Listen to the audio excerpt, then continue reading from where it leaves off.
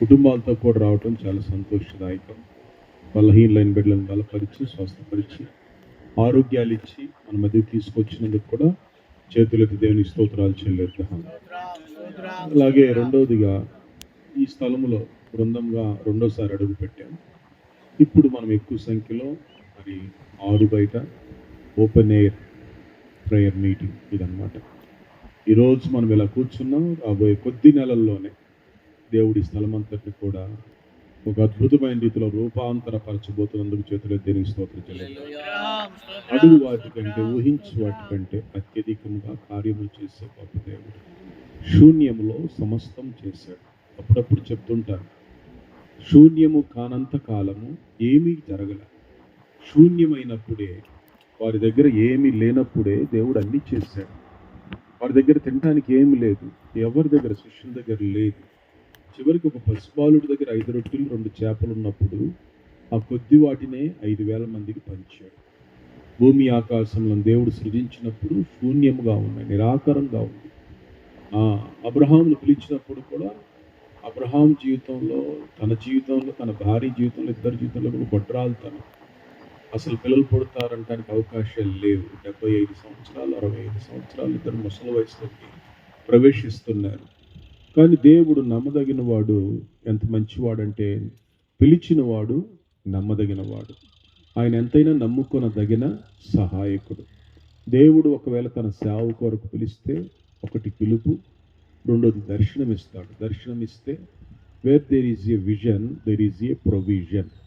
ఎక్కడైతే దర్శనం ఉందో అక్కడ దేవునికి సదుపాయాలు కూడా ఉన్నాయి. దర్శనం లేకపోతే, దేవోక్తి లేని ఎడల జనులు నశించిపోతారు. ఏ సేవకునికైనా దర్శనం లేకపోతే అతని యొక్క సేవకు, అతని కుటుంబానికి, అతను చేసే పరిచర్యకు జీవం ఉండదు. దర్శనం అనేది కూడా చాలా ప్రాముఖ్యమైనది. అలాగే ఈ స్థలంలో ఈ యొక్క ఎన్ని సెంట్లు జాషువా గారిది? 25 సెంట్లు. సో తూర్పు వైపు దారి ఒకటి, వెనక వైపు అనగా పడమటి వైపు మెయిన్ రోడ్డు వైపు దారి ఒకటి దేవుడు ఇవ్వాలి. ప్రార్థన చేయాల్సింది ఏంటంటే, నాకు 5 ఎకరాలు కావాలని దేవుడిని అడిగినాను అని జాషువా గారు అన్నారు. Expect great things from God, attempt great things for God. అంటే దేవుని యొద్ద నుంచి గొప్ప కార్యాలను వీక్షించండి. దేవుని కొరకు గొప్ప కార్యాలు చెయ్యండి. తమ దేవుని ఎరుగువారు బలం కలిగి గొప్ప కార్యాలు చేస్తాడు. సో దేవుడు గొప్ప కార్యాలు చేయుటకు ఆయన ఇష్టపడుతున్నాడు. యోహాను సువార్త 14వ అధ్యాయము 12వ వచనంలో, నా యందు విశ్వాసం నుంచి వాడు నేను చేసిన కార్యాలు చేస్తాడు, వాటికంటే గొప్ప కార్యాలు చేస్తాడు. అందుకొరకే బలహీనులమైన మనం యెహోవా కొరకు ఎదురు చూచినప్పుడు నూతన బలం పొందుతాం. పౌలంటాడు, నన్ను బలపరచు అని నేను సమస్తము చెయ్యగలను. దేవుని కొరకు సమస్తమైన ఘనకార్యాలు చేయటానికి భూమి ఆకాశాలను సృజించిన సృష్టికర్త అయిన దేవుడు, నిత్యుడైన దేవుడు, నిగూఢుడైన దేవుడు, అలాగే సుదూరుడైన దేవుడు, అనన్వేష్యుడైన దేవుడు, పరిశుద్ధుడైనటువంటి దేవుడు, ప్రేమ కలిగిన దేవుడు, శక్తి కలిగిన దేవుడు, సమీపింపరాని తేజస్సునందు అమరత్వంలో ఉన్నటువంటి దేవాది దేవుడు, మహోన్నతుడు అయినటువంటి దేవుడు, మంచివాడైనటువంటి దేవుడు, ప్రేమ కలిగినటువంటి దేవుని యొక్క గుణగణాలను మనం జ్ఞాపకం చేసుకుంటుంటే, నా తలంపులు మీ తలంపులు వంటివి కాదు, మీ మార్గాలు నా మార్గములు వంటివి కాదు, నా యొక్క ఆలోచనలు, నా తలంపులు, నా మార్గాలని భూమి కంటే ఆకాశము ఎంత ఉన్నతంగా ఉందో, ఎంత ఉన్నతంగా ఉంది చెప్పండి. అందుకొరకే దేవుని యొక్క ఎక్స్పెక్టేషన్ అనేది చాలా ఉన్నతమైంది. మన ఎక్స్పెక్టేషన్ కంటే మించి ఆయన ఆలోచన, తలంపులు ఉంటాయి. ఆయన తలంపులు అగమ్య గోచరములు, అవి ఎవరికి గోచరము కావు. అందుకొరకే దేవుని ప్రేమించు వారికి ఆయన సిద్ధపరిచినవి కంటికి కనపడలేదు, చెవికి వినబడలేదు, హృదయానికి గోచరము కాలేదు. అది దేవుని యొక్క కార్యాలు. అందుకొరకు మనం కూడా ప్రార్థన చేసుకుంటూ మనం అడిగిన దాన్ని బట్టి దేవుడు కార్యాలు చేస్తాడు. ఈరోజు చాలా విషయాలు మాట్లాడాలనుకున్నాను, కానీ వాతావరణం అంతా కూడా మరి అంటే ఎండ పెరిగిపోతుంది. ఎక్కువ సమయం కూడా మనం ఇక్కడ కూర్చోలేము కాబట్టి వీలైనంత వరకు 11 గంటలకు మనం క్లోజ్ చేసుకుంటాం మొత్తం కూడా. కనుక ఈ కొద్ది నిమిషాల్లో కొన్ని విషయాలు పరిశుద్ధ ఆత్మదేవుడు నా హృదయంలో పెట్టినటువంటి మంచి మాటలు, సేవకులమైన మన కోసం, నా కోసం, మన కోసం, ఒకరినొకరు పురికొల్పుకోవటం కోసం దేవుడు పెట్టిన మాటలు. తిమోతికి రాసినటువంటి 2వ పత్రికలో నుంచి, ఈ 2వ పత్రికలో అద్భుతమైన 4 అధ్యాయాలు ఉంటాయి. పౌలు రాసిన ఈ యొక్క తిమోతి పత్రికను మనము కాపరి పత్రిక అని అంటాం. కాపరి పత్రిక. ప్రతి సేవకుడు ఎక్కువగా ఈ పత్రిక చదివితే ఆత్మీయ బలాన్ని పొందుకుంటాడు. ఈ పత్రికలో చాలా చాలా నిన్న ఉదయం కూడా తెల్లవారుతా మార్నింగ్ ప్రేయర్లో ఉన్నప్పుడు పరిశుద్ధాత్మ దేవుడి యొక్క అధ్యాయాలు మొత్తం చదువుకునే కృపించాడు. ఇందులో చాలా చాలా మంచి ఓటలు దేవుడు నాకు ఇచ్చాడు. అలాగే జలధారలు అంటాం కదా, అలాగే సెలయేర్లు అంటాం కదా, ఎడారిలో సెలయేరు లాగా, నీటి ఓటల్లాగా, అలాగే మరి ఆకలిగా ఉన్న వానికి ఆహారపు మంచి ప్రభు మెదడు దొరికితే ఎట్లుంటుందో అట్టనట్టుగా, అలాగే చెప్పాలి తేనె పట్టు దొరికితే ఎంత బలాన్ని ఇస్తుందో ఆస్వాదించగలమో అట్లా దేవుడు చాలా విషయాలు నాకు బయలుపరుచుకున్నాడు. బయలుపరిచినప్పుడు నా గుండెలో నింపుకొని రాసుకున్నాను, దాచుకున్నాను. చాలా విషయాలు రాసుకున్నాను, దాచుకున్నాను. కానీ ఇందులో నుంచి కొన్ని విషయాలు మాత్రం మీ కొరకు మన కొరకు ధ్యానం చేసుకుందాము. ఇక్కడ ఈ యొక్క తిమోతికి రాసిన పత్రికలో 3 రిమైండర్స్, 3 జ్ఞాపకాలు చేస్తున్నాడు. 3 రిమైండర్స్, 3 జ్ఞాపకాలు. ఒకటి అదేమిటంటే మీరు త్వరగా గుర్తుంచుకుంటే అందరు సేవకులు కాబట్టి 1వ అధ్యాయం 6వ వచనంలో ఆ హేతువు చేత నా హస్త నిక్షేపణం వలన నీకు కలిగిన దేవుని కృపావరము ప్రచురింపచేయవలనని నీకు జ్ఞాపకం చేస్తున్నాను. This is first reminder. నీకు జ్ఞాపకం చేస్తున్నాను. రిమైండర్ అంటే జ్ఞాపకం చేయటం అనమాట. జ్ఞాపకం. మనము పడుకునేటప్పుడు రాత్రి వేళ ఏం చేస్తామంటే పొద్దున్న అలారం పెట్టుకుంటాం. అలాంటి టయానికి అదేమంది మ్రోగుద్ది. అంటే అది మనం జ్ఞాపకం చేస్తాం. లెగు బాబు, నువ్వు త్వరగా వేకప్, లేచి నువ్వు ఏవైతే పనికి వెళ్ళాలనుకుంటున్నావు, చేయాలనుకుంటున్నావు వాటి కొరకు సిద్ధపడు అంటారు. అయితే ఈ రిమైండర్స్ మేము ఏం చేస్తామంటే ఎక్కువ శాతం అందరూ చేసేది ఏంటంటే ఒకసారి అలారం మోగితే వినపడదు, 2 సార్లు మోగుద్ది, 2 సార్లు మోగగానే వినపడదు, 3 సార్లు మోగుద్ది, మోగగానే దాన్ని పీక నొక్కుతాం. పీక నొక్కి అది మోగుతూనే ఉంటుంది. కొంతమందికి అరగంటకు ఒకటి. దానివల్ల పెట్టుకోవటం వల్ల ఉపయోగం ఏంటి? నువ్వు అరగంటకు ఒకటి అలారం పెట్టుకోవటం ఉపయోగం ఏంటి? లేవగానే ఫస్ట్ మోగగానే లేచి అంటే ఒళ్ళు దగ్గర పెట్టుకొని, అలాగే ఒక ఆశ, భారము, ఆసక్తి, ఒక భయము, ఒక భక్తి, ఒక పవిత్రమైనటువంటి కోరిక ఉంటే దేని కొరకైతే నువ్వు చేయాలనుకుంటున్నావు ముందుగా రాత్రి ఆలోచించి పడుకున్నప్పుడు కొంతమందికి అసలు అలారం లేకపోయినా కూడా చక్కగా లేస్తారు. అది వారికి ఉన్న మంచి కృప, వరం అనొచ్చు. ఇక్కడ పౌలు అంటాడు, నిన్ను జ్ఞాపకం చేస్తుంది. ఫస్ట్ రిమైండర్ ఏంటంటే చూడండి, ఏమిటంటే నా హస్త నిక్షేపణం వలన నీకు కలిగిన దేవుని కృపా వరం ప్రజ్వలింప చేయవలనని నీకు జ్ఞాపకం చేస్తుంది. దేవుడిచ్చినటువంటి కృపావరము ప్రజ్వలింప చేయాలి. వరములు కలవు, కృపావరము కలవు.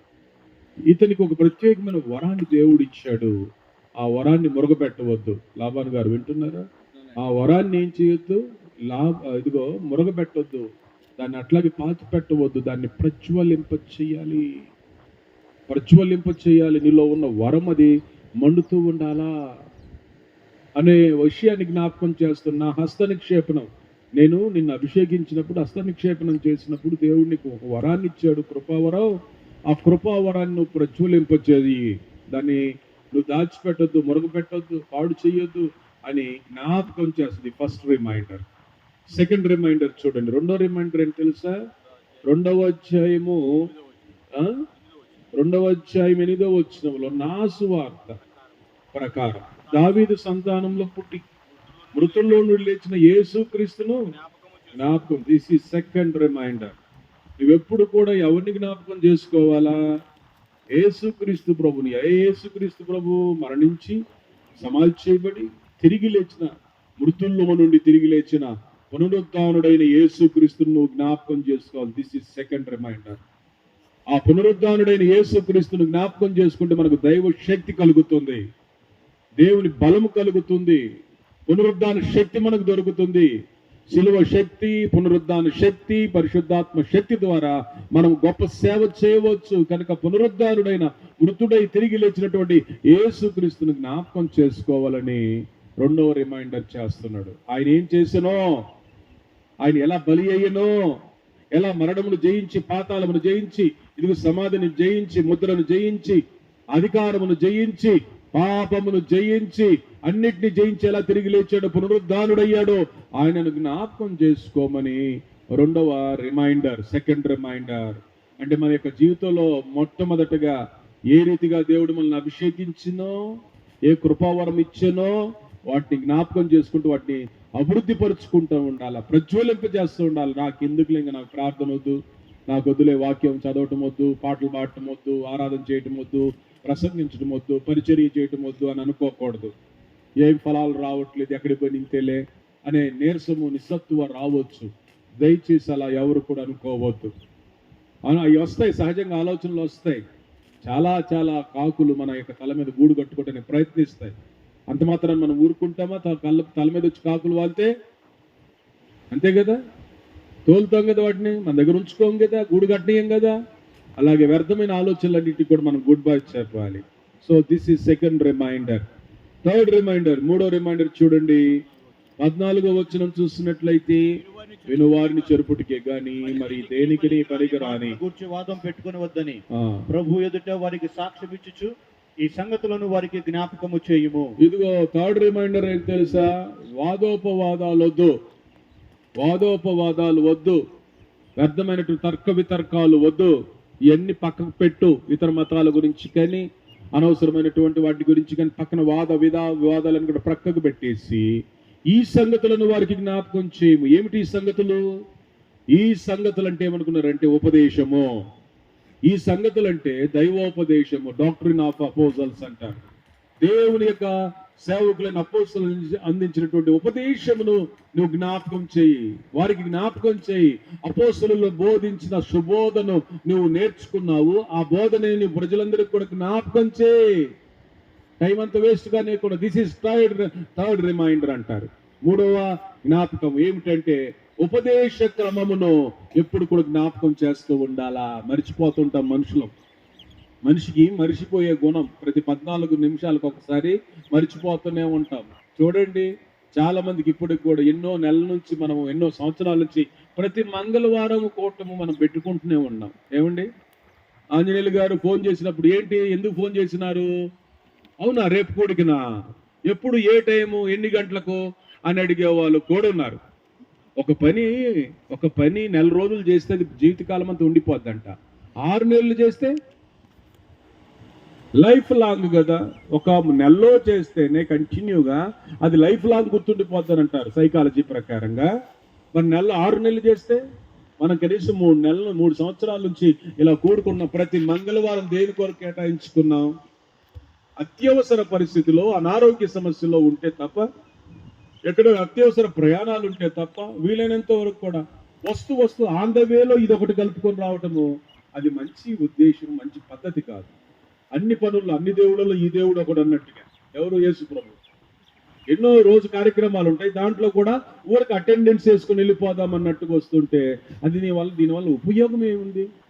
కొంతమంది అయితే పూర్తిగా అసలు ఈ రోజు అంతా కూడా సమర్పించుకొని, ఈ రోజు మంగళవారం వస్తే అసలు పూర్తిగా నా యొక్క లిస్టులో ఆదివారం ఆరాధనలు అయితే, సోమవారం రెస్ట్ అయితే, మంగళవారం ఇదిగో పూర్తిగా ఇదిగో మన బృందంతో గడిపే సమయం అని, ఇక మిగిలిన బుధవారం, గురువారం, శుక్రవారం, శనివారం, బుధవారం ఒకటి, గురువారం ఒకటి, ఆ తర్వాత ప్రతిరోజు సాయంకాలము కార్యక్రమాలు.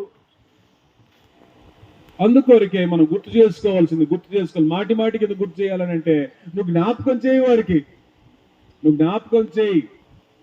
ఎందుకంటే వాళ్ళు మర్చిపోతుంటారు. మనిషి స్వభావమే మర్చిపోవటం. దేవుడు చెప్పిన మాట మర్చిపోలేదు, వాళ్ళు మర్చిపోతారు. కనుక 3 రిమైండర్స్. ఒకటి ఏమిటంటే, నీలో ఉన్న కృపావరమును ప్రజ్వలింప చేయాలని జ్ఞాపకం చేస్తున్నాను. 2, ఇదిగో క్రీస్తు అంటే మృతుల్లో నుంచి తిరిగి లేచినటువంటి యేసు క్రీస్తును జ్ఞాపకం చేసుకోమని. 3, ఉపదేశ క్రమమును, సంగతులను జ్ఞాపకం చేసుకోమని 3 విషయాలు చెప్తున్నాడు. అదే క్రమంలో 2వ అధ్యాయంలోనికి రండి. 2వ అధ్యాయం మీరు కానీ గమనిస్తే 2వ వచనములో 1 నుంచి, నా కుమారుడా, క్రీస్తు యేసునందు కృప చేత బలవంతుడము కమ్ము. నా కుమారుడు అంటాడు. ఎవరు బలవంతులు అవుతారు? ఇక్కడ లోతైన విషయాన్ని చెప్తున్నాడు. మై సన్, నా కుమారుడా క్రీస్తు యేసునందున్న కృప చేత బలం. అందరూ కాదు దేవునికి అందరూ కుమారులు కాదు. అందరూ దేవుని పిల్లలైనా కూడా అందరూ దేవుని పిల్లలుగా లేరు, దుర్పేజీలుగా ఉన్నారు. అందరూ సేవకులుగా ఉండొచ్చేమో కానీ సేవకులు అందరూ కాదు, ఉండొచ్చేమో కానీ అందరు సేవకులు కాదు. అందుకని మై సన్, అందరినీ పౌలు భక్తుడు మై సన్, మై బ్రదర్ అని నేను అల్లే. అతను కొద్ది మందినే అంటున్నాడు, నా సహోదరులారా, ఇదిగో నా కుమారుడా అంటున్నాడు. క్రీస్తు యేసునందున్న కృప చేత బలవంతుడము కమ్ము, ఎందుకంటే నీవు అనేక సాక్షులు ఎదుట నా వలన వినిన సంగతులను ఇతరులకు బోధించుటకు సామర్థ్యము గల నమ్మకమైన మనుషులకు అప్పగించు. ఉత్తుతోలకు కాదు, ఇతరులకు బోధించుటకు సామర్థ్యము గల నమ్మకమైన మనుషులకు అప్పగించమని చెప్తూ ఒక 3 ఉదాహరణలు చెప్తున్నాడు. ఒకటి రాసి పెట్టుకోండి, మరొకటి మంచి సైనికులు చాలా మంది ఉంటారు, మంచి సైనికులు కొంతమంది ఉంటారు. రెండవది జట్టి అయిన వాడు, మూడవది వ్యవసాయకుడు. సైనికునికి ఏముంటాయి? యుద్ధానికి వెళ్ళటానికి ముందుగా డైరెక్ట్గా అందరూ యుద్ధానికి వెళ్తారా? లేదు. ముందు సైనికుడిగా సెలెక్ట్ అవ్వాలి. సెలెక్ట్ అయిన తర్వాత అతనికి ట్రైనింగ్ ఉంటుంది. 1 సంవత్సరం కాలం పాటు, 2 సంవత్సరాల కాలం పాటు ఒక ప్రత్యేకమైనటువంటి ట్రైనింగ్ అనేది ఇవ్వటం జరుగుతుంది. ఆ ట్రైనింగ్ లో పాస్ అయిన తర్వాత కొంతమంది ఫెయిల్ అయిపోతారు, వారికి మరలా ట్రైనింగ్ ఉంటుంది వాళ్ళకి. ఆ బ్యాచ్ తో పాటు సెకండ్ బ్యాచ్కి వచ్చేస్తారు, అంతే. ట్రైనింగ్ అయిపోయిన తర్వాత పాస్ అయితే ఎవరైతే అవుతారో ఇండోర్లో అవుట్డోర్లో వారికి మాత్రమే నెక్స్ట్ వారికి డ్యూటీలు అనేది డిప్లాయ్మెంట్ చేస్తారు. అర్థమైందండి? అక్కడికి వెళ్ళిన కాడి నుంచి వాళ్ళకు ఉండాల్సింది ఈ ట్రైనింగ్ మొత్తం నేర్పించేది ఏం తెలుసా? Physical training, mental training. ఈ ట్రైనింగ్ అంతట్లో కూడా ముఖ్యమైనది ఏం తెలుసా? డిసిప్లిన్. రాసి పెట్టుకోండి. ఒకటి క్రమశిక్షణ, డిసిప్లిన్. 2 పంక్చువాలిటీ, క్రమబద్ధత. క్రమశిక్షణ, క్రమబద్ధత. క్రమశిక్షణ, క్రమబద్ధత. 1 డిసిప్లిన్, 2 పంక్చువాలిటీ. మీకు తెలుసా జపాన్ వాళ్ళకు ఉన్నటువంటి ప్రత్యేకత? ఎప్పుడైనా సాధారణమైన ఒక కూలి పని చేసుకునేవాడు కూడా అరగంట ముందు ఉంటుంటాడంట. కూలి పనులు చేసుకునే వాళ్ళు కూడా గంట ముందు ఉంటారంట. వాళ్ళు చేసుకునేది కూలి పనులే కావచ్చు. కూలి పనులకి అంత అవసరమే ఉందని జనాలు మన దగ్గర చూస్తే వస్తూనే ఉంటారు కూలికి. అట్లాగే మనకు కూడా అలవాటు అయిపోయింది, వస్తూనే ఉంటాం. మనం కూడా కూలి వాళ్ళం కదా, సేవకులం కదా. మనం చాలా బిజీ, చాలా కార్యక్రమాలు, వ్యాపకాలు ఎక్కువ. మనం కూడా కూలికి వచ్చాం కదా ఈ పొలంలో పని చేయటానికి కదా. సో వాళ్ళు చూసినట్లయితే అరగంట ముందు, ఎవరు కూడా 5 నిమిషాల ముందు కూడా రారంట. అరగంట ముందే వస్తారట. ముందు వచ్చి వాళ్ళ పని ఏదైతే ఉందో ఆ పని దగ్గర ముందే సిద్ధపరుచుకుంటారంట. కరెక్ట్గా ఏ టైం అయితే ఉదయం 6 గంటలకైతే 6 గంటలకల్లా ఆ పని ప్రారంభించుకుంటారు. దానికంటే ముందు ప్రిపరేషన్ చేసుకుంటారంట వాళ్ళు చేయబోయే పని ఏమిటి అని. సో దాన్ని పంక్చువాలిటీ అంటారు. Punctuality leads spirituality. క్రమబద్ధత అనేది మనల్ని ఆత్మీయత వైపు నడిపిస్తుంది. అలాగే క్లీన్లీనెస్, పరిశుభ్రత, లీడ్స్ టు హోలీనెస్. అనగా పరిశుభ్రత కూడా పరిశుద్ధత వైపు నడిపిస్తుంది. అర్థమైంది నా 2 మాటలు ఇంగ్లీష్లో? పంక్చువాలిటీ లీడ్స్ గాడ్లీనెస్, లేకపోతే హోలీనెస్. దైవ పరిశుద్ధతలోనికి నడిపిస్తుంది క్రమశిక్షణ అనేది, క్రమబద్ధత అనేది, నిబద్ధత. చెప్పాలంటే నిబద్ధత అనేది మనల్ని పరిశుద్ధతలోనికి నడిపిస్తుంది, దైవత్వంలోనికి నడిపిస్తుంది. మీకు తెలుసా, ఇంగ్లాండ్ దేశంలో సేవ చేసిన జాన్ వెస్లీ గారు, అతనికి బృందం, ఆయన సేవ చేస్తున్న జనాల్లో చాలా మంది కుర్రోళ్ళు జాయిన్ అయ్యారు, చాలా మంది పెద్దోళ్ళు జాయిన్ అయ్యారు. స్క్రీనింగ్ చేశాడు. యేసు ప్రభుకు కానీ శిష్యులు 70 మంది. 6వ అధ్యాయం మనం కానీ చూసినట్లయితే యోహాను సువార్తలో 6వ అధ్యాయంలో 70 మంది శిష్యులు ఉన్నారు. వారిలో ఎంతమంది? 68 మంది అవుట్ అయిపోయారు. 66, 66లో చూసినట్లయితే ఎజ్రా చదువు ఒకసారి. 666 666 డేంజర్ నెంబర్ అనమాట. 666 యోహాను సువార్త 6వ అధ్యాయము 66వ వచనం. యోహాను సువార్త 6:66 వచ్చిన. అప్పటి నుండి ఆయన శిష్యులలో అనేకులు వెనుక తీసి మరి ఎన్నడును ఆయనను, అది సంఖ్య. ఏ సంఖ్య తెలుసా? 68 నెంబర్స్. 70 మందిలో 68 మంది, 58 మంది, 58 మంది అవుట్. ఎందుకు అవుట్ అయ్యారు తెలుసా? ఆ ముందు అధ్యాయంలో చదివితే మీకు అర్థమవుతుంది. ఆ తర్వాత వచ్చిన వాళ్ళు కూడా చూస్తే 12 మందిని ఆయన ఏర్పాటు చేసుకుంటాడు. 12 మందిలో కూడా ఒక మాట అంటాడు ప్రభు, 12 మందిలో ఒకడు సాతాను అంటాడు. ఏంటి? 12 మందిలో సాతాను. ఈ 11 మంది ద్వారానే దేవుడు తలక్రిందులు చేశాడు లోకాన్ని. చేతుల దేని స్తోత్రం చెప్పండి. హల్లెలూయా, హల్లెలూయా, హల్లెలూయా, హల్లెలూయా, హల్లెలూయా. కఠినమైనటువంటి క్రమశిక్షణ, కఠినమైనటువంటి శిక్షణ. క్రమశిక్షణ వేరు, శిక్షణ వేరు. మిలిటరీ ట్రైనింగ్ ఎలా ఉంటుందంటే కఠినమైన, జీవితంలో పతకృతం వేస్ట్ అనిపిస్తుంది. తెల్లటి ప్యాంట్ షర్ట్ వేసి వెళ్తాం. గజరా గారు కానీ వేసుకొని వచ్చి, నేను వేసుకొని వచ్చాను, మీలో షర్ట్ వేసుకొని వచ్చా, తెల్ల ప్యాంట్ షర్ట్. మీకు చెప్పమంటారా? లెట్రిన్ ట్యాంకులో దించేశారు మొత్తాన్ని. లెట్రిన్ సెప్టిక్ ట్యాంక్ ఉంది చూసారా, దాంట్లో ముంచి తీశారు అంతే. జీవితం మీద బతుకు మీద విర్రెక్తి పడుతుంది. తెలుగు వాళ్ళు అంత దరిద్రులు లేరేమనిపిస్తుంది కొన్నిసార్లు. కడుపు నిండా తిండి ఉండాలా, కంటి నిండా నిద్ర ఉండాలా, కడుపులో నీళ్ళు కదలకుండా సేవ చేయాలా, ఏదైనా బతకాల. 150 మంది పోతే 30 మంది మిగిలిపోయారు, 120 మంది ఎగిరిపోయారు, పారిపోయారు. అర్థమైందండి? అది మన యొక్క, అందుకొరకు ఆంధ్రులు ఆరంభ శూరులు. ఏదో జించుతామని వస్తారు, ఒట్టిదే. చిన్న కష్టం వచ్చినా, చిన్న మాట వచ్చినా, చిన్న ఇబ్బంది వచ్చినా, పెద్దానికి మనకు దాకా సాగులు చెప్పుకున్న వాళ్ళు ఇంకొకళ్ళు లేరేమనిపిస్తుంది. ఎక్కువగా ప్రతిరోజు లేవగానే, ఉదయం లేవగానే సాగులు అని తెలుసా? కడుపు నొప్పి అంటాడు ఒకడు. ఎవడు అనేది అంటే వాడు ఆంధ్ర వాడే. తలనొప్పి అంటాడు, ఎవడంటే వాడు ఆంధ్ర వాడే. నా మాట వింటున్నారా? చెయ్యి నొప్పి అంటాడు, పిక్కల నొప్పి అంటాడు. రన్నింగ్ చేస్తున్నప్పుడు పిక్కల నొప్పి పుట్టవా? వాడు ఆంధ్ర వాడే. చిన్న దెబ్బ దానికి పెద్ద కట్టేస్తాడు, వేసారంటే వాడు ఆంధ్ర వాడే. హాస్పిటల్కి వెళ్ళాలంటే వాడు ఆంధ్ర వాడే. ఎక్కువ శాతం నాకు సాకులు చెప్పేవాడు కనపడింది ఎవరంటే 1600 మందిలో ఈ 150 మందిలో మొత్తం ఆంధ్ర వాళ్ళే. దరిదాపుల ప్రతిరోజు లేవగానే ఏదో ఒక సాగు చెప్పడానికి రెడీ కూడా, రేపటికి రెడీ చేసుకుంటారు అనమాట. చిన్నపిల్లలు కానీ స్కూల్కి వెళ్ళాలంటే రెడీ చేసుకుంటారు రేపటికల్లా. రాత్రి ప్లాన్ వేస్తారు, ఏం చెప్పాలి తెల్లారితే మమ్మీకి. మమ్మీ కడుపులో నొప్పి వస్తుంది మమ్మీ అంటే, అంత మన నుంచి వచ్చింది వాళ్ళకు. పెద్దాన్ని మనం ఏం చేస్తాం? కళ్ళద్దాల్లో కాదు, భూతద్దాల్లో పెట్టుకొని చూస్తాం. చిన్న వాటి పెద్దవి చూసుకుంటాం. ఒకవైపు చెయ్యి ఎరగొట్టుకొని, కాలు ఎరగొట్టుకున్న సరే వాడు వచ్చి గ్రౌండ్లో పరిగెడుతుంటాడు. పక్కన రాజస్థాన్ వాడు, పంజాబ్ వాడికి అసలు లెక్కే చేయడు. పంజాబ్ వాళ్ళు కానీ, రాజస్థాన్ వాళ్ళు కానీ, ఇతర రాష్ట్రాల వాళ్ళు చూస్తే ముద్దులు చేతులు కట్లు కట్టుకుని అట్ట వచ్చి పరిగెడతా ఉంటాం. మన వాళ్ళు తెలుసా? చెయ్యి ఇరిగిందంటే చాలు, ఇరుగుతుంది తప్పనిసరిగా, ఇరిగిందంటే చాలు వరుసగా 4 రోజులు చాలా. ఇక ప్రతిదానికి ఈ చేయలేదు, ఇదిగో విన్నారు, ఇదిగో ఈ చెయ్యి ఏంటి ఇట్లా రాట్లా, నీ చెయ్యి నుంచి ఇక్కడ దాకా రాదు అస్సలు.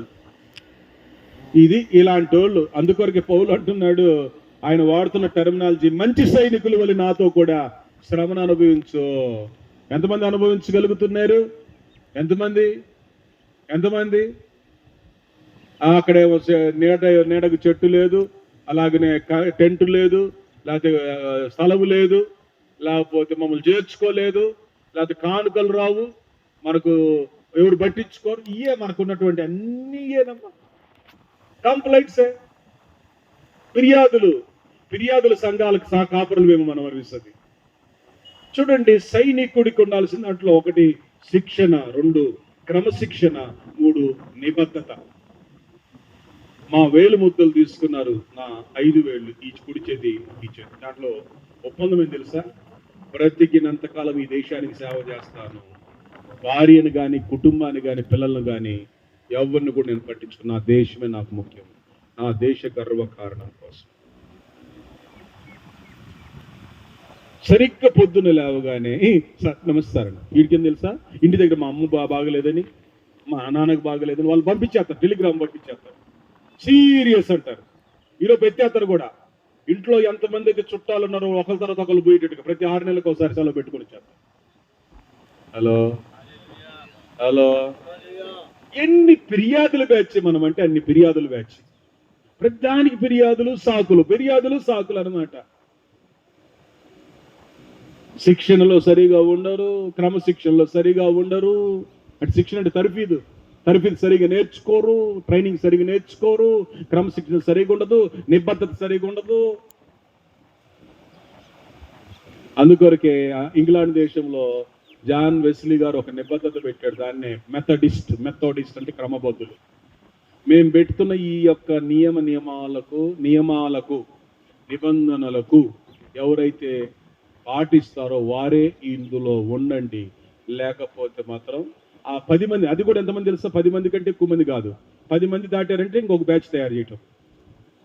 10 మంది. ఆ నియమాలు నేను ఒకసారి మీరు చదువుతా, అంత కఠినమైన నియమాలు చేశారు కాబట్టి వారి యొక్క సేవలు, వారి పరిచర్యలు ఎంతో ఆశీర్వాదకరంగా ఉన్నాయే. కఠినమైన నియమాలు. ఉపవాసం అంటే ఉపవాసమే, నీళ్లు కూడా లేవు. ఉపవాసం అంటే ఉపవాసం, నీళ్లు కూడా లేవు. ఇంకా ఆహారం అంటే లేదు, నీళ్లు కూడా లేవంటే ఇంకా అర్థం చేసుకోండి. కఠినమైన నియమాలు. అంత అవసరమా అని అంటే అవసరం, కొన్నిసార్లు అవసరం. టైం అంటే టైమే. ఏదైతే అనుకుంటారో దానికి పూర్తిగా కట్టుబడి ఉండటం ఇంకంతే. ఈ 10 మందిలో ఎవడన్నా తోవ తప్పిపోయి కొంచెం వెనక్కి వెళ్ళాడుతూ ఉంటే లేదా అటు ఇటు తిరుగుతుంటే అతన్ని చూసేల్లా ఈ 10 మందికి 10 కళ్ళు ఉంటాయి, ఈ 10 మంది ఏమైనా పెద్ద కళ్ళు ఉంటాయి. ఎవరు సరిగా ఉండలేదు అనుకో వాళ్ళని కత్తిరించేయటమే. ఇప్పుడు దాక్షిణ్యం లేకుండా మీకు తెలుసా, చాలా సార్లు కొన్ని చెట్లకు బయట నుంచి వచ్చే తెగుళ్ళ కంటే ఆ చెట్టులో పుట్టే తెగులే చాలా ప్రమాదకరం. నా మాట అర్థం చేసుకోండి.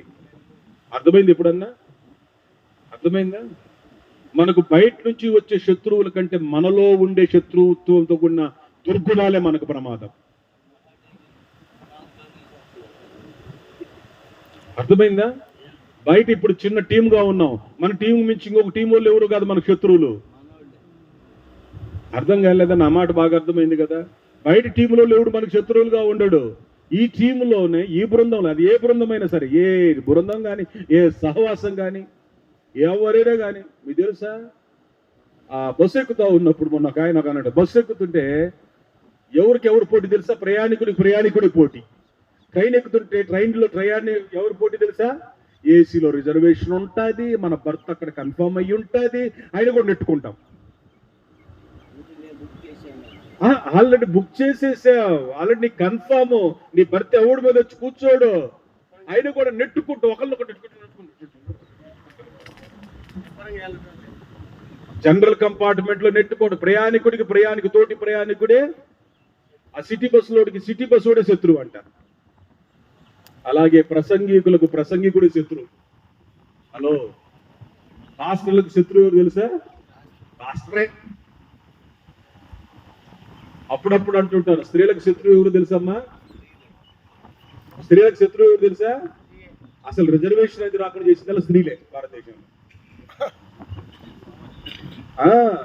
అసలు స్త్రీలందరూ కరెక్ట్ గా నిలబడి ఉంటే ఎవరు మీకు రిజర్వేషన్ ఇవ్వాలని అడగకూడదు పెట్టి. ప్రపంచంలో దేశాల్లో ఉన్న ప్రతి తల్లులందరినీ తీసుకొని రోజు ఒక చోట కానీ కూర్చోబెట్టగలిగితే యుద్ధాలన్నీ ఆగిపోతాయంట. హలో, నా మాట అర్థమవుతుందా? యుద్ధాలకు కారణం ఏమి తెలుసా? మా ఓన్ ఎందుకు అన్నట్ట, ఇట్లా అట్లా తల్లులందరూ ఒక చోట కానీ అది జరగదే. కనుక నా మాటలు ఇక్కడ అర్థం చేసుకోవడానికి ప్రయత్నించండి.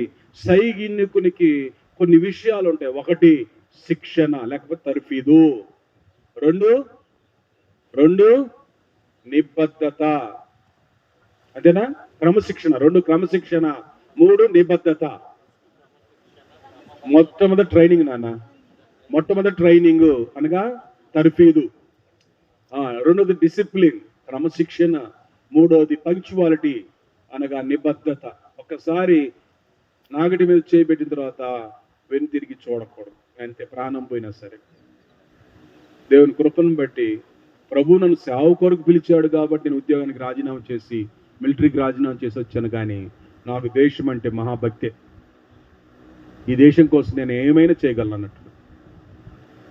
ఉత్తుత్తి దేశభక్తులు చెప్పుకునే మాటలు కాదు మనకు ఆ దగ్గర, చేతలు. నేను ధైర్యంగా దేవుని ఎదురు చెప్పగలను, ఈ దేశానికి నేను 14 సంవత్సరాలు చిల్లి గవ్వ ఆశించకుండా నేను సేవ చేశాను. దేవుడు సేవ కొరకు పిలిచాడు కాబట్టి ఆయన పిలుపు నాకు దర్శనం గొప్పది. ఆ ఉద్యోగాన్ని కూడా వదులుకొని దేవుని సేవ కొరకు వస్తున్నావు. చూడండి, ఒకటి ఏంటంటే నాకు నేర్చుకున్న దాంట్లో ఒకటి, ఇందులో మనం ఒక సైనికునికి ఉండాల్సిన మంచి లక్షణాలు. రెండో వ్యక్తి ఎవరు చూడండి, జట్టి అయిన వాడు, పోరాడేవాడు. జట్టి అయిన వాడు, పోరాటం, యుద్ధము. సైనికుడు యుద్ధానికే, పరుగు పందెంలో ఉన్నవాడు జట్టి అయిన వాడు కూడా పోరాటానికే. వీడికి కూడా క్రమశిక్షణ. ఎవరో ఒక వ్యక్తి గురించి మధ్యకాలం అద్భుతమైన మాట రాశారు. అతడు సుమారు 15 సంవత్సరాల training, hard work, self control, friends cut చేసుకున్నాడు, ఆహార పదార్థాలన్నీ కట్ చేసుకున్నాడు, ఉదయం 3 గంటలకు లేస్తాడు, రాత్రి 10 గంటలకు పడుకుంటాడు. ప్రాక్టీస్. ఎక్కువ స్పోర్ట్స్ మెన్స్ను పాడు చేసే 2 ఉన్నాయి. ఒకటి అమ్మాయి, 2 డబ్బు.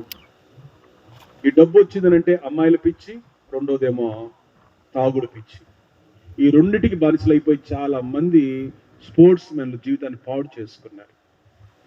ఆ మధ్యకాలంలో ఎవరో ఒక పాస్టర్ గారు, మీరు విన్నారో లేదో, ప్రార్థనా ధూపంలో వస్తుంటుంది తెలంగాణలో, ఒక ఇంటికి వెళ్ళాడంట. అక్కడ ఒక 6 చెవుర్లు బంగారం కనపడిందంట, ఒక డబ్బులు కనపడ్డాయంట. ఆయన కొట్టేసుకుని వెళ్ళిపోయాడు. పోలీసులు పట్టుకున్న తర్వాత ఒప్పుకున్నట్టు తీసుకొచ్చి ఇచ్చాడు, స్టేషన్లో పెట్టారు. ఆ షీనారు వస్త్రము ఆకారును గాని ఆకర్షించినట్లుగా. చూడండి, జట్టి అయిన వాడు, ఈ పరుగు పందెంలో ఉండేవాడు. 2 రకాల పరుగు పందెం ఉంటుంది. ఒకటేమో షార్ట్, రెండేమో లాంగ్. మనం ఈ రోజే తెచ్చుకోవాలనుకొని పరిచర్య చేస్తారా, లేకపోతే ఎక్కువ కాలం బ్రతుకుతూ దేవుని కృప చేత ఆయన బ్రతికించినంతకాలం బ్రతుకుతూ సేవ చేయాలనుకుంటున్నారా? లాంగ్ రన్ చేయాలంటే మాత్రం మనం చాలా క్రమశిక్షణలో ఉండాలి. 2 క్రమశిక్షణ అవసరం, రెండిటికి క్రమశిక్షణ అవసరం. ఏ వ్యక్తికి అయితే క్రమశిక్షణ ఉండదో ఆ వ్యక్తికి ఒలింపిక్స్ లో ఎవరికి బహుమానం రాదు. అరుగు పందెంలో పోరాడేవాడు జట్టి అయిన వాడితో నియమ ప్రకారం ఏంటంట, అనుకూలంగా ఉన్నప్పుడు నేను వస్తానండి, దేవుని చిత్తం అయితే అంటారు కొంతమంది. అంటే వీళ్ళు చాలా బిజీ, వీళ్ళు కలెక్టర్ కంటే ఎక్కువ బిజీ, వీళ్ళు ఎస్పీ గారి కంటే బిజీ, ఇంకా చీఫ్ మినిస్టర్ కంటే చాలా బిజీ. దేవుని చిత్తం అయితే మేము బిజీగా కొంచెం అనుకూలంగా ఉన్నప్పుడు వస్తామంటారు. ఒకసారి నువ్వు ఒక జీవితంలో నీ యొక్క ఆలోచన ప్రకారంగా ఒక నియమము ఏర్పాటు చేసుకుంటే ఆ నియమానికి కట్టుబడి ఉండాలి. ఎంత కష్టం వచ్చినా సరే, ఒకవేళ పడక మీద నుంచి లేవలేకపోతే తప్ప. దేవుని వందనాలు. అతిశయం కోసం చెప్పను, కానీ పౌలు ఈ యొక్క పత్రికల్లో చూస్తే, ఈ 2 పత్రికల్లో చాలా విషయాలు ఉన్నాయి నేను చెప్పడానికి పౌలు గురించి. మా హీరో యేసు ప్రభు తర్వాత నా హీరో ఎవరు తెలుసా? పౌలే. యేసు ప్రభు వారు నా మొట్టమొదటి హీరో అయితే ఆయన తర్వాత హీరో ఎవరు తెలుసా? పౌలు భక్తుడే. ఆయన చెప్పిన మాటలు ఏం భాష అండి, ఏం ఆత్మీయ పురికొల్పండి, ఎంత బూస్టింగ్ ఇస్తుంది అంటే మనకు. చేతులు తెలిసి చెప్తారా? హల్లెలూయా. 6వ వచనంలోనికి రండి. పాటుపడిన వ్యవసాయకుడు మొదట పొలములో పాలు పుచ్చుకొనవలసిన వాడు. వ్యవసాయకుడు, ఒక రైతు ఏమి చేస్తాడు పొలం కోసం? సీజన్స్ గమనిస్తాడు. వ్యవసాయం చేసిన వాళ్ళు చాలా మంది ఉన్నారు. అదేంటో, వ్యవసాయం చేసిన వాళ్ళకు ఆదాయం తక్కువ, ఆయాసం ఎక్కువ. ఎందుకు చెప్ప అదే దాన్నే ప్రయాసంగా కొంచెం అట్లా ఏదో ప్రాస కోసం అనాలమ్మ. ప్రయాస ఎక్కువ, ఆదాయం తక్కువ, ప్రయోజనం తక్కువ. అసలు అందరూ మనకి అది మామూలుగా కాదు, అవిశ్వరులు అందరూ. చూడండి, దేవుని స్తోత్రం, హల్లెలూయా. ఎంత ప్రయాస పడుతుంటారు, డబ్బులు ఉండవు రైతు దగ్గర. ఏరి మీ యొక్క జాషువా గారు, ఏరి ఆయన పేరేం పేరు? యేసుపాదం గారా? యేసుబాబు గారు, యేసుపాదం గారు. ఇంట్లో ఆల్రెడీ బియ్యం అంతా రెడీ చేసి పెట్టి ఉంచాడు. డబ్బులు అడుగుతుండే వాళ్ళ దగ్గర, బియ్యం మాత్రం ఉంటాయి, పండించుకుని ఎందుకంటే తినడానికే, అవునా కదా? చూడండి, కానీ వ్యవసాయదారుడు కొంచెం తాను అప్గ్రేడ్ చేసుకోవాలి, టెక్నాలజీ అప్గ్రేడ్ చేసుకోవాలి. అసలు భూమి లేకుండానే పంట పండిస్తున్న తరంలోనికి మనం వచ్చాం. భూమి అవసరమే లేదు, నేల అవసరం లేకుండా పంట పండించవచ్చు అన్న సంగతి మీకు తెలుసా? ఒకవేళ మీరు తెలుసుకోవాలంటే నాతో పాటు ఋషులేం రండి, చూపెడతాను. అద్భుతమైన అగ్రి టూర్ కానీ నేను ఒకసారి వెళ్ళగలిగితే, అసలు భూమి నేల మన్ను అనేది లేకుండానే పంట పండిస్తున్నారు. కారణం తెలుసా? వాళ్ళంతగా టెక్నాలజీని అప్డేట్ చేసుకున్నారు. మనం కూడా మూస పద్ధతులు పక్కన పెట్టండి. ఒక ఆయన అన్నాడు అద్భుతమైన మాట, ఆయన పేరు దైవ సేవకుడే, నాకు కానీ ఈ తాటి చెట్టుని నరకటానికి కానీ టైం ఇస్తే నా సమయంలో ఎక్కువ, ఒకవేళ 5 గంటలు టైం ఇస్తే 4 గంటలు నా యొక్క కత్తికి, నా గొడ్డలకి పదును పెట్టడానికి సమయాన్ని కేటాయిస్తాను. అంటే అర్థమేం తెలుసా? అది నరకటానికైతే, అంటే నా కుర్రకు పదును పెడతాను, నా ఆలోచనకు పదును పెడతాను, నన్ను నేను రూపాంతరపరుచుకుంటాను, నన్ను నేను మార్చుకుంటాను. దానికి ఆ గొడ్డలకి పదును పెట్టకుండా నువ్వు వెళ్ళి కష్టపడి పని చేసావంటే నీ చాకిరంతా వేస్ట్ అయిపోద్ది తప్ప అక్కడ దెబ్బేం తగిలినా కూడా ఒక్కటి కూడా పెళ్ళు అక్కడ అది రానే రాదు. వ్యవసాయదారుడు అప్పటికప్పుడు సీజన్స్ గమనిస్తుండాలా, తన భూమిని గమనిస్తుండాలా, తన పొలాన్ని గమనిస్తూ ఉండాలా. సో ఈ ముగ్గురు గురించి మాట్లాడుతుంటారు. ఈ ముగ్గురు, ఇటు సైనికుడు కావచ్చు, ఇటు ఆటగాడు కావచ్చు, లేకపోతే ఇటు వ్యవసాయదారుడు కావచ్చు, ఈ ముగ్గురు కూడా చూసినట్లయితే వీళ్ళు హార్డ్ వర్క్ ఉంటుంది, క్రమశిక్షణ ఉంటుంది, వీరు ఎప్పటికప్పుడు కూడా అప్డేట్ అవుతూ ఉంటారు. సేవకులమైన మనం ఎప్పటికప్పుడు హార్డ్ వర్క్ చేస్తూనే క్రమశిక్షణతో ఆత్మీయ జీవితాన్ని కాపాడుకుంటూ అప్డేట్ అవ్వాలా. మీ అందరికీ చెప్తాను, ఒకవేళ మీరు 60 సంవత్సరాలు 70 సంవత్సరాలు దాటిన వాళ్ళు మన టీంలో ఎవరు లేరు. చీఫ్ అడ్వైజర్గా ఆయన మన డాక్టర్ గురునాథం గారిని పెట్టుకున్నాం, ఆయన తప్ప మిగిలిన వాళ్ళందరూ 60-70 సంవత్సరాల వాళ్ళే. ఒక ముసలమ్మ మిస్సెస్ రోజ్ అని, ఆమె 94వ సంవత్సరంలో వ్యాపారం ప్రారంభించింది. ఎన్నో సంవత్సరాలమ్మా? 94. ఇంట్లో వాళ్ళందరూ గెంటేశారు. అప్పటికి ఆమె కోటేశ్వరరాలు. అమెరికాలో రోజ్ ఫర్నిచర్స్ అంటే మామూలు విషయం కాదు. ఇంట్లోంచి గెంటేస్తే రోషంతో బయటికి వెళ్ళిపోయింది ముసలమ్మ. సపరేట్గా ఒక బిజినెస్ ప్రారంభించి 94వ సంవత్సరంలో 102 సంవత్సరాల వరకు ఆ బిజినెస్ చేసింది. 103వ సంవత్సరంలో చనిపోయింది. చనిపోవటానికి ముందుగా తన జీవితకాలం అంతట్లో తన 30వ ఏటలో రోజ్ ఫర్నిచర్స్ ప్రారంభించి 94వ ఏటలో దాని నుంచి విరమించుకున్న తర్వాత ఇన్ని సంవత్సరాలు కట్టిన పెద్ద సామ్రాజ్యానికి మించి రెట్టింపు పనిచేసింది ఈ యొక్క 6 ఏళ్లలో. హలో, కారణం ఏం తెలుసా? నన్ను ముసల్దాన్ని అన్నారు. ముసల్దాన్ని నువ్వు పక్కకు కూర్చోనంటారు. వాషం వచ్చేసి ఆ ముసలమ్మ న్యూ టెక్నాలజీ వాడింది. అప్పటికప్పుడు అన్ని నేర్చుకోవడానికి ప్రయత్నించింది. ఆమెకి ఎవరు సపోర్ట్ చేస్తారని ఎదురు చూస్తున్నారు వీళ్ళంతా. మీకు చెప్పండి, సపోర్ట్ చేయడానికి ఎవరు వచ్చారో? చాలా మంది వచ్చారు. వాళ్ళ సపోర్ట్ ఒకరు తీసుకోలేమే. చివరికి ఎవరు వచ్చారు తెలుసా? Warren Buffett. ప్రపంచంలో ధనవంతుల్లో టాప్ 1లో కూడా ఒకప్పుడు ఉన్న ఆయన వారెన్ బఫెట్ వచ్చాడు. ఆయన దగ్గరికి వస్తే ఆమె చివరికి అంగీకరించి పార్ట్నర్షిప్ని యాక్సెప్ట్ చేసి ఏం చేసింది తెలుసా? సరే అన్నాడు. వారెన్ బఫెట్ ఒక మాట అన్నాడు, మరో జన్మ కానీ ఉంటే, ఉండదు కానీ ఉంటే ఈ రోజుతో కలిసి నేను బిజినెస్ చేయను. ఎందుకు తెలుసా? అంత క్రమశిక్షణ కలిగింది, అంత నిబద్ధత కలిగింది, నీతి నిజాయితీ కలిగింది. అదే సమయంలో ఎంతో దీనురాలు కనుక పని చేయటానికి వయసుతో నిమిత్తం లేదు. చేతుల దేని సోదరు చెప్పండి, ప్రైజ్ ది లార్డ్, హల్లెలూయా.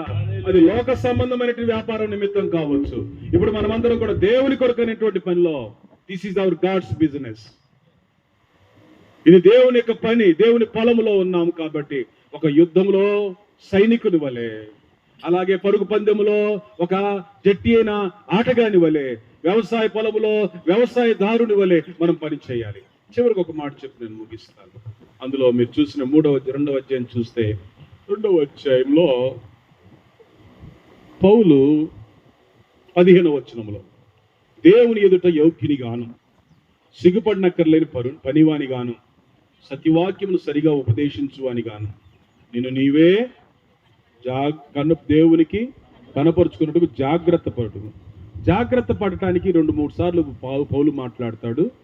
అందులో 3 విషయాలు అంటాడు. దేవుని ఎదుట యోగ్యునిగా, రెండోది సిగ్గుపడనక్కర్లేని పనివానిగా. మూడోది సత్యవాక్యమును ఉపదేశించు అనిగా. దీన్ని మనం ఏం చేస్తామంటే ఉల్టా చేసుకుంటున్నాం. ఫస్ట్ వాక్యం చెప్పడానికి రెడీ అయిపోతున్నాం. దయచేసి పాట పాడటానికో, ప్రార్థన చేయటానికో, ఆరాధన చేయటానికో, వాక్యం చెప్పడానికి అవకాశం ఉంటేనే నేను ఉంటాను, లేకపోతే నాకేం అవసరం లేదనుకోవద్దు. మీకు తెలుసా, చాలా వారాలు కూడా నేను సైలెంట్ కూర్చున్న, పరిశుద్ధాత్మదేవుడు నడిపించాడు కాబట్టి వారికి చెప్పు అని నడిపిస్తున్నప్పుడు తప్ప సైలెంట్ కూర్చోమంటే సైలెంట్ కూర్చుని నాకు అసలు ఏమాత్రం కూడా బాధ లేదు. ముందేం చేయాలి తెలుసా? దేవుని ఎదుట యోగ్యునిగా ఉండాల. దేవుని ఎదుట నీకు యోగ్యునిగా ఉన్నట్లయితే దేవుడు అద్భుతంగా, ఆశ్చర్యకరంగా ద్వారాలు తెరుస్తాడు. ఒకటి, దేవుని ఎదుట యోగ్యునిగా. రెండోది, సిగ్గుపడలక్కర్లేని పనివానిగా. మన పనివాళ్ళమే కానీ బాసులం కాదు. మనమందరము సహోదరులం. నేను పెద్ద కాదు, లేకపోతే నేను దిక్కు కాదు. మనకందరికీ దేవుడే దిక్కు. మనందరికీ పెద్ద ఆయనే. ఆయన మన ప్రభు, ఆయన మన రక్షకుడు. మనమందరము సమానం.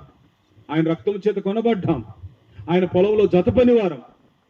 కనుక పనివారు ఏం చేయాలంటే సిగ్గుపడనక్కర్లేని పనివానిగా. అంటే సిగ్గుపడేవారు కూడా ఉంటారు. అంటే ఇచ్చిన పని నమ్మకంగా చేయకపోతే వారు సిగ్గుపడతారు. అదే పని నమ్మకంగా చేశారంటే సంతోషంతో తలెత్తుకొని ఉంటారు. మూడవదిగా సత్యవాక్యమును సరిగా ఉపదేశించు అనిగా. అంటే ఉపదేశించడం అంటే విభజించటం, వాక్యమును చక్కగా విభజించటము. మూడు విషయాలు అక్కడ చెప్తాడు. కిందకి అదే రండి. 26వ వచనంలో 26 సత్య విషయమైన అనుభవం, జ్ఞానము వారికి కలుగుటకై దేవుడు ఒకవేళ ఎదురాడు వారికి మారుమనసు దయచేయను. అందువలన సాతాను తన ఇష్టం చొప్పున చెరపట్టిన వీరు వాని ఊరిలో నుండి తప్పించుకొని మేలుకొనుదరేమని ప్రభు యొక్క దాసుడు అటు వారిని సాత్వికముతో శిక్షించుచు. నెంబర్ 1 చూసుకోండి. మన యొక్క బోధలో ఎలా ఉండాలంటే సాత్వికముతో శిక్షించాలి. దాసుడు అటు వారిని సాత్వికముతో శిక్షించుచు, జగడమాడక అందరి ఎడల సాధువుగాను, బోధింప సమర్థుడుగాను, కీడును సహించు వానిగాను. చూడండి, మనం ఇచ్చే బోధ లేకపోతే ట్రైనింగ్ లేకపోతే మనం ఇచ్చే అద్భుతమైన సలహాలు ఎట్లా ఉండాలంటే సాత్వికముతో ఉండాలంటూ, జగడమాడొద్దు, జగడమాడకుండా అందరి ఎడల సాధువుగా ఉండాలా. నెంబర్ 1 రాసి పెట్టుకోండి. అందరి ఎడల సాధువుగా. రెండోది, బోధింప సమర్థుడిగా. మూడవది, కీడును సహించువాడుగా ఉండాలి. ఆ పైన 3 వచనాలు, ఇక్కడ 3 వచనాలు కూడా మూడు విషయాలు సేవకులమైన మనకు అందరి ఎడల సాధువుగా మనం ఉండాలి, బోధించుటకు సమర్థులుగా ఉండాలి, అలాగునే కీడును సహించువారిగా మనం ఉండాలన్న విషయాన్ని గుర్తు చేస్తూ ఉన్నాను. చివరిగా ఒక మాట చెప్పాలి. చూడండి, 3వ అధ్యాయం 10వ వచనంలో ఒక మంచి మాట అంటాడు.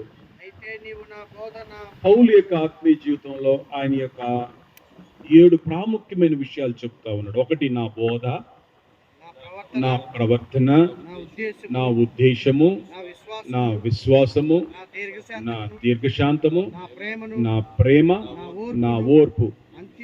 7 విషయాలు. నా నా నా నా అంటాడు. అంటే పౌలు తన గురించి చెప్తున్నాడా లేదా? నా బోధ ఏంటో, నా ప్రవర్తన ఏంటో, నా ఉద్దేశం ఏంటో, నా విశ్వాసం ఏంటో, నా దీర్ఘశాంతం ఏమిటో, నా ప్రేమ ఏంటో, నా ఓర్పు ఏమిటో అంతియొకయ, యూకనియ, లుస్త్రాను పట్టణములలో నా కలిగిన హింసలను ఉపద్రవములను తెలుసుకుని వాడవై నన్ను వెంబడించితివి. అట్టి హింసలను సహించితిని గాని వాటన్నిటిలో నుండి ప్రభువు నన్ను తప్పించను. చూసారా, పౌలును ఎటువంటి పరిస్థితుల్లో వెంబడించాడు ఈ యొక్క తిమోతి? హింసలలో, ఉపద్రవములలో. పౌలుకు ఉన్నటువంటి క్రిటికల్ కండిషన్లో పౌలుతో కూడా ఉన్నవాడు ఎవరు తెలుసా? తిమోతి. హింసలలో, ఉపద్రవాల్లో అతని బోధ ఎలా ఉంది, అతని ప్రవర్తన ఎలా ఉంది, అతని ఉద్దేశం ఎలా ఉంది, ఆ పర్పస్, అతని యొక్క ఉద్దేశం ఏంటి, ఈ టీమును పెట్టడానికి గల ఉద్దేశం ఏంటి, టీముకున్న దర్శనం ఏంటి, ప్రపంచ ఉద్యోగం కొరకైనటువంటి విజ్ఞాపన పరిచర్య ద్వారా ఈ ప్రపంచాన్ని మనం పట్టుకుంటాము. దేవుడు అడగమని చెప్పాడు. కీర్తన గ్రంథం 2వ అధ్యాయము 8వ వచనం, నన్ను అడుగుము జనములను నీకు స్వాస్థ్యం. అంటే జనములంటే ఒక దేశమేనా? అన్ని దేశాలు. వ్యాపారస్తుడు అన్ని దేశాల్లో విస్తరించాలనుకుంటున్నాడు. కొన్ని దేశాలు కూడా ఇతర దేశాలను ఆక్రమించుకొని తమ యొక్క ఆధిపత్యములు చెలాయించాలనుకుంటున్నాయి. ప్రపంచమంతా కూడా ఏకఛత్రాధిపత్యం వైపు వెళ్ళిపోతా ఉంది. దేవుని దాసులమైన మనం మాత్రం ప్రపంచం నుంచి దూరం అయిపోతున్నాం. దేవుడు అంటున్నాడు, నన్ను అడుగుము, జనములను నీకు స్వాస్థ్యముగాను, భూమిని దిగంతముల వరకు సొత్తుగాను. This is our purpose of this team. ఈ యొక్క టీంకి ఏంటి తెలుసా? వస్తే చర్చిలకు డబ్బులు వస్తాయనో, లేకపోతే ఏదైనా హెల్ప్ మీద దొరుకుతుందనేది అది కాదు మనకు. అది సెకండరీ. దేవుడు మనకి ఇచ్చిన దాంట్లో నుంచి అది సెకండరీ తప్ప పర్పస్, మెయిన్ ఉద్దేశం ఏంటి తెలుసా? ఇదిగో ప్రస్తుత మన తరమును, రాబో తరాన్ని దేవుని కొరకు సంపాదించుకుందాము. హల్లెలూయా. దావీదు గురించి ఒక మంచి మాట అంటాడు. దావీదు తన తరము వారికి సేవ చేసి వెళ్ళిపోయాడు.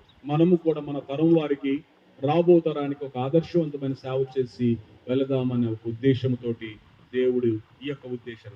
తర్వాత ఈ 7 విషయాల గురించి కూడా ధ్యానం చేసుకోనండి. చివరికి ఒక మాట చెప్తాను. అందులో నుంచి 4వ అధ్యాయంలోనికి చూసినట్లయితే, 4వ అధ్యాయంలో ఇక్కడ పౌలుకు ప్రతికూలులు ఉన్నారు, అనుకూలులు ఉన్నారు. అనుకూల లిస్టు చూడండి, ప్రతికూల లిస్టు చూడండి. ఈ రెండిట్లోంచి వేరు చేసుకుంటే ఒక మంచి విషయం చెప్తాడు పౌలు. తాను వెళ్ళబోయే లోపు చాలా విషయాన్ని చెప్తూ దాంట్లో ఏమంటాడంటే, చూడండి 6వ వచనంలో, నేను ఇప్పుడే పానార్పణముగా పోయబడుచున్నాను, నేను వెడలిపోవు కాలము.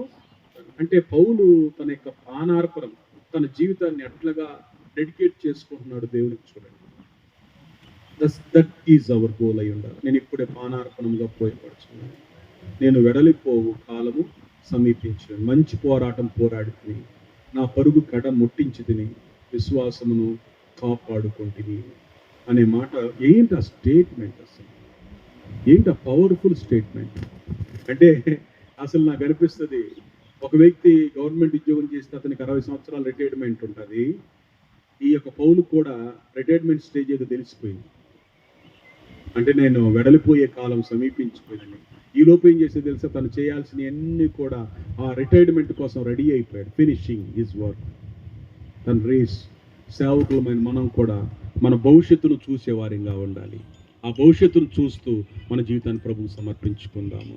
కనుక ఈ యొక్క పత్రిక ఒకసారి అందరు కూడా ఇంటికి వెళ్ళిన తర్వాత వచ్చే వారం వరకు ఒకసారి హోంవర్క్ అనుకోకండి, ఒకసారి మరల చదవండి. చాలా విషయాలు పరిశుద్ధాత్మ దేవుడు మీకు బయలుపరుస్తాడు. ధ్యానం చేయండి, సంగతులను గుర్తించండి. సేవకునికి ఎంతో పురికొలుపు. ఎందుకు ఈ పత్రిక రాశారంటే ఒక మాట చెప్తాను. తిమోతి చాలా పిరికివాడు, చిన్నవాడు, రెండోది పిరికివాడు. అతన్ని బలపరచడానికి పత్రిక రాశాడు. రెండోది పోరాడటానికి పత్రిక రాశాడు. మూడోది త్యాగాలు చేయడానికి పత్రిక రాశాడు. బలపరిచే పత్రిక, పురికొల్పే పత్రిక, సిద్ధపరిచే పత్రిక, త్యాగాలు చేయడానికి మనము దేవుని కొరకు అర్పించుకునే ఒక పత్రిక ఈ పత్రిక. మనం కూడా దేవుని కొరకు అట్టి కార్యాలు చేద్దాము. ప్రభు రాకడ కొరకు మనం సిద్ధపడతాము. మన కుటుంబాలను, మన సంఘాలను, మన పరిచర్యలను సిద్ధపరచుకున్నాం. దేవుడు దీవించును గాక. అలాగే ఈ స్థలంలో పరిచర్య, ఈరోజు ఖాళీ స్థలం మనం కూర్చొని అందరం ప్రార్థన చేస్తున్నాం. అనతి కాలంలోనే దేవుడు నారు పోయువాని వెంటనే కోయువారు కూడా వస్తారన్నట్టుగా ఉంది. అంతేనా? నాటేవారి వెంటనే కోత కోయువారు కూడా వస్తారన్న ప్రవచనం ఈ యొక్క స్థలంలో దేవుడు నెరవేర్చున్నారు. సోదరు జాషువా గారిని, వారి కుటుంబాన్ని బలపరిచారు. ఈ యొక్క ఆదిరెడ్డిపాలెం, చేపురోలు పరిసర ప్రాంతాల కొరకు ఆశీర్వాదకరంగా వాడుకోవాలని బలంగా ప్రార్థించారు. దేవుడు వారిలో పెట్టిన మంచి విశ్వాసం అని నేను చాలా సంతోషిస్తున్నాను. విశ్వాసమే విజయం. విశ్వాసమే నిరీక్షించు వాటి యొక్క నిజ స్వరూపం. కనుక వారి విశ్వాసాన్ని బట్టి ప్రభు మనం ఇప్పుడు కూర్చున్నాం. ఇటు తూర్పు వైపు ద్వారం తెరచునుగాక, అలాగే పడమటి వైపు ద్వారం తెరచునుగాక, ఇటు దక్షిణం వైపు ఈ స్థలం ఇచ్చునుగాక, ఇటు ఉత్తరం వైపు 5 ఎకరాలు కావాలి కదా. సో పొలం అంతా కూడా ఇటువైపు అటువైపు దేవుడు అనుగ్రహించునుగాక. రాబో కాలమందు where there is a vision, there is a provision. దేవుడు అన్ని సమకూర్చాలని కోరుతూ దేవుడి మాటల ద్వారా దీవించునుగాక. God bless you. అందరం చెప్పబడినటువంటి మాటల విషయం ఒక 2 నిమిషాలు హృదయపూర్వకంగా ప్రార్థన చేద్దాం. మరొకసారి మనలను ప్రోత్సాహపరచడానికి, మనల్ని బలపరచడానికి, మనము ఏ స్థితిలో ఉన్నామో అటువంటి పరిస్థితుల నుంచి ఒక క్రమశిక్షణ, ఒక నిబద్ధత,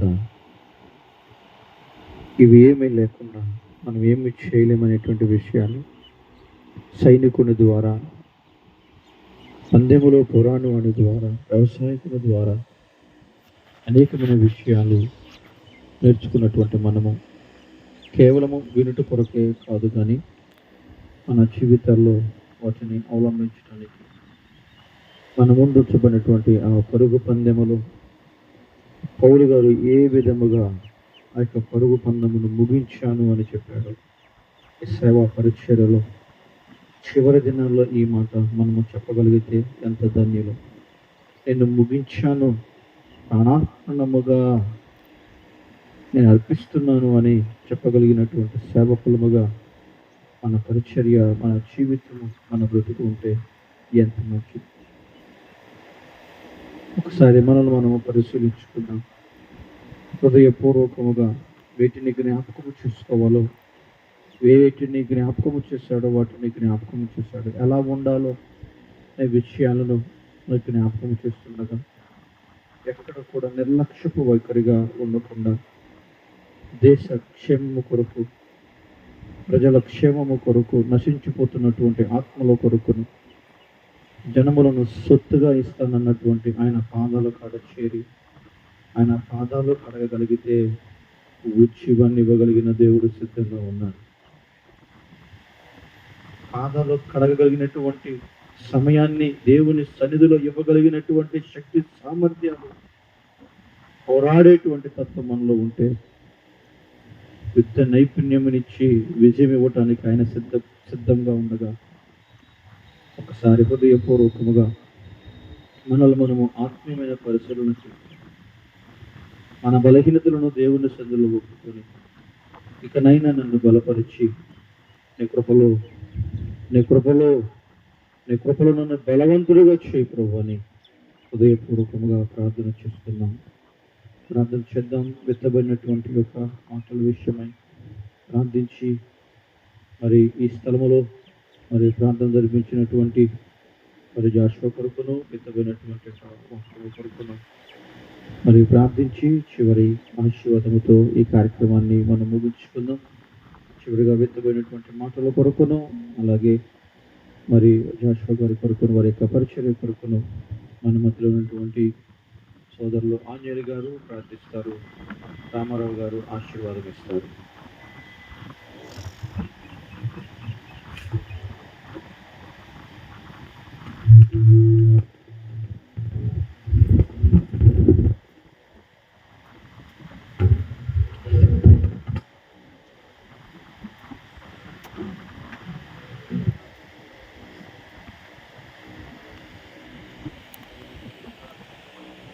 ప్రార్థన చేసుకున్నాం. కృప కలిగిన మా దేవ, మీకు వందనాలు, స్తోత్రం చెల్లించుకుంటున్నాం ప్రభువా. మీ దయగల కృప చేత ఈ దినాన ఈ గ్రామంలో మీ దాసుడు ద్వారా ప్రభువా మీ నామ మహిమార్థమై అనేకులకు ఆశీర్వాదకరంగా మార్చబోవటానికి మీరు ఇష్టపడి, మీరు ప్రేమించి ప్రభా మీరు సమకూర్చిన ఈ స్థలంలో ఈ మంగళవారం దినం ప్రభా మీరు ఏర్పరచుకున్నటువంటి సహవాసంలో ఉన్నటువంటి మేమందరం ప్రభా ఈ స్థలానికి చేరటానికి మమ్మల్ని అందరినీ సిద్ధపరిచిన మీ కృపను బట్టి మీకు వందనాలు తండ్రి, స్తోత్రం. గడిచిన మంగళవారం నుంచి ప్రభా తండ్రి మరి ఈ దినం వరకు మమ్మల్ని అందరినీ, మా కుటుంబాలని, మాలో ఉన్న ప్రతి బలహీనతలను తొలగించి స్వస్థతనిచ్చి మంచి ఆరోగ్యాన్నిచ్చి సమాధానం ఇచ్చి మీ సన్నిధి రావటానికి ప్రభా మాకు మార్గాలను సరళం చేసి మీ సన్నిధిలో ప్రభా ఎన్నో విషయాలు, ఎన్నో అంశాలు, మాకున్న ప్రతి అవసరాలు, అక్కర్లు సమస్తం ప్రభా మీరు ఏర్పరచుకున్న ఈ స్థలంలో మిమ్మల్ని వేడుకుంటానికి మమ్మల్ని సిద్ధపరిచిన మీ కృపను బట్టి మీకు వందనాలనైనా, స్తోత్రం తండ్రి. ప్రభువా మీ దాసుడు తండ్రినైనా తనకున్న ఆలోచన, తలంపులు, ఉద్దేశాలు సమస్తం ప్రభా మీ మీద ఆధారపడుతూ ఆశపడుతున్నాడు నాయన. అవన్నిటిని మీరు సిద్ధపరిచి మరొక దినాన తండ్రి నాయన సమకూరుస్తున్నందుకు వందనాలు తండ్రి. స్తోత్రం ప్రభా. ఇక తండ్రి నాయన ఈ దినాన ఈ స్థలంలో మీ దాసుని నిలబెట్టి ప్రభా మీ పని చేయటానికి మీరు ఏర్పరచుకున్న వారు ఉండవలసిన లక్షణాల గురించి, ఏ రీతిగా ప్రభా మా బ్రతుకును, మా ఆలోచనను, మా తలంపులను, మా ఉద్దేశాలను మా ఇష్టానుసారం కాకుండా ప్రభా జ్ఞానం కలిగి, లోక జ్ఞానం కాకుండా ప్రభా మీ సన్నిధిలో ప్రాధేయపడి మాకున్న లోపాలను తొలగించుకొని మీ సహాయంతో ప్రభా మీ ఆలోచన ప్రకారంగా లోబడి ప్రభా మరి మీ పని చేయటానికి కావాల్సిన సిద్ధపాట్లు కలిగి ఉండాలని, అలానే ప్రభా మా ప్రవర్తన, మా ఆలోచన కూడా సరి చేసుకోవాలని ప్రభా మీరు తెలియపరిచారు. మీకు వందనాలు తండ్రి. స్తోత్రమైన అది వినివారంగా కాకుండా, విని మరిచిపోయేవారిగా కాకుండా ప్రభా ప్రతి క్షణం మీరు మీ దాసుడి ద్వారా తెలియపరిచిన మాటను జ్ఞాపకం చేసుకుంటూ మా అనుదిన జీవితంలో ప్రభా గుర్తు చేసుకుంటూ ముందుకు సాగిపోవటానికి మా బుద్ధిని మార్చమని, మా ఆలోచన మార్చమని, మా తలంపులు మార్చమని ప్రాధేయపడుతున్నాం తండ్రి. మా బుద్ధి దౌర్భాగ్య స్థితి ఉన్నటువంటి ప్రభా తండ్రి, చేసిన రోజు మాత్రమే, ఆ ఫలాన్ని పొందినప్పుడు మాత్రమే సంతోషించుగా వారిగా మా దేహము, మా మనసు ఉంటుంది ప్రభా.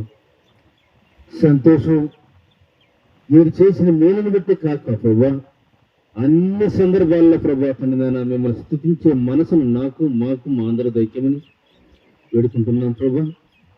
మరి ముఖ్యంగా తండ్రి నాయన మరి మీ దాసుడు తను ఎంతో ఆశపడుతూ గడిచిన మంగళవారం దినములో తన ఉన్న ఆసక్తిని బట్టి నాకు ప్రతి నెల ఒక వారం నాకు నా స్థలంలో దేవుడు నాకు ఇచ్చిన స్థలంలో ఈ సహవాసంతో గడపాలని ఆశ కలిగి ఉన్నాడు ప్రభా. నిశ్చితమైతే ఆ రీతిగా జరగడానికి మేమందరం ఈ స్థలంలో చేరి మిమ్మల్ని విన్నవించుకోవటానికి ప్రార్థించుకుని మమ్మల్ని సిద్ధపరచమని ప్రభా, మేమందరం కూడా మీరు నిర్మించిన మందిరం తండ్రి స్థుతించబోతున్నందుకు వందనాలు వస్తూ అవుతున్నాయన. ఈ మందిరాన్ని సమకూరుస్తున్నందుకు, నిర్మిస్తున్నందుకు మీకు వందనాలు చెల్లించుకున్నాం ప్రభా. ఇక తండ్రి దాన్ని ఇప్పటి వరకు జరిగిన కార్యం అంతటిని పరమందుని మీరు విని మా విన్నపాలన్నీ తండ్రి మరొక దినాన్ని తండ్రి దాన్ని ఆశీర్వాదాలుగా మార్చబోతున్నందుకు మీకు వందనాలు చెల్లించుకుంటూ, స్తోత్రం చెల్లించుకుంటూ నజరేయుడైన యేసయ్య పరిశుద్ధ నామమున అడిగి ఈ మనవులు అన్ని పొంది ఉన్నాం తండ్రి. ఆమేన్. ఆశీస్సులు తీసుకున్నాం. తండ్రి యొక్క ప్రేమ, కుమారుని యొక్క కృప, పరిశుద్ధాత్మ యొక్క సహవాసము కూడి ఉన్న సేవకులకు, మన సంఘాలకి, మన కుటుంబాలకి, ముఖ్యంగా ఈరోజు ఈ కోడికి జరిగిస్తున్న జాషువా గారి కుటుంబానికి వారి ఆశలు ఫలింప చేసి దేవుని యొక్క రాజ్యంలో జ్ఞాపకం చేసుకుని గాక. ఆమేన్, ఆమేన్, ఆమేన్.